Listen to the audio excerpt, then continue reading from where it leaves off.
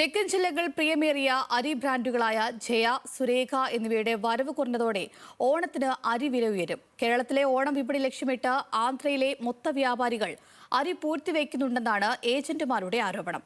വിപണിയിൽ സർക്കാർ ഇടപെടൽ ഉണ്ടാകണമെന്നാണ് വ്യാപാരികളുടെ ആവശ്യം.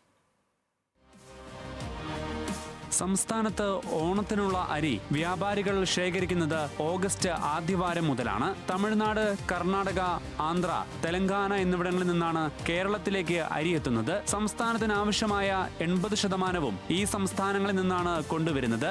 ആന്ധ്രയിൽ നിന്നുള്ള ജയ, സുരേഖ ഇനം അരിക്ക് ഇതിനോടകം വില വർദ്ധിച്ചു. പാലക്കാടും ആലപ്പുഴയിലും ഉൽപ്പാദിപ്പിക്കുന്ന മട്ടവടി അരിക്കും വില കൂടി. കഴിഞ്ഞ ദിവസങ്ങളിൽ മട്ടവടി അരി 6 രൂപയാണ് കൂടിയത്. 40 രൂപ എന്നത് 46 രൂപയായി. ഓണത്തോടെ 50-ലെത്തുമെന്ന സൂചനയാണ് വ്യാപാരികൾ നൽകുന്നത്. സാധാരണ ഈ ഓണം ആകുമ്പോഴത്തേക്കും പിന്നെ ചെറിയൊരു മാറ്റം വരാറുണ്ട്.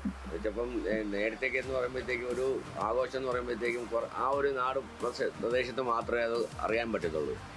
ഇപ്പോൾ നമ്മൾ എല്ലാ ഭാഗത്തും ഇവിടെ കേരളത്തിലൊരു ഓണം എന്ന് പറയുമ്പോൾ ഇന്ത്യയിലെ ബാക്കി 27 സ്റ്റേറ്റുകളും അവർക്ക് ഇവിടെ എന്തൊക്കെയാണ് ആവശ്യമുണ്ടെന്നുള്ള കാര്യം അറിഞ്ഞു വെച്ചുകൊണ്ട് അതനുസരിച്ചിട്ട് ഒരു ക്രൈസിസ് അവർ ഉണ്ടാക്കുന്നുണ്ട്, സാധാരണ ഉണ്ടാകാറുണ്ട്.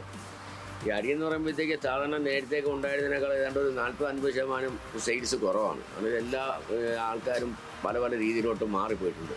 കേറ്ററിംഗ് സംഘങ്ങളും വിവാഹങ്ങൾക്ക് സദ്യ ഒരുക്കുന്നവരുമെല്ലാം ജയ, സുരേഖ അരിക്കാണ് മുൻഗണന നൽകുന്നത്.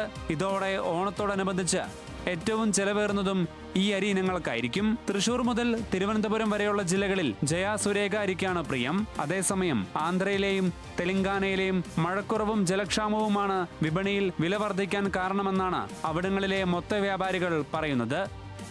ന്യൂസ് മലയാളം, കൊല്ലം.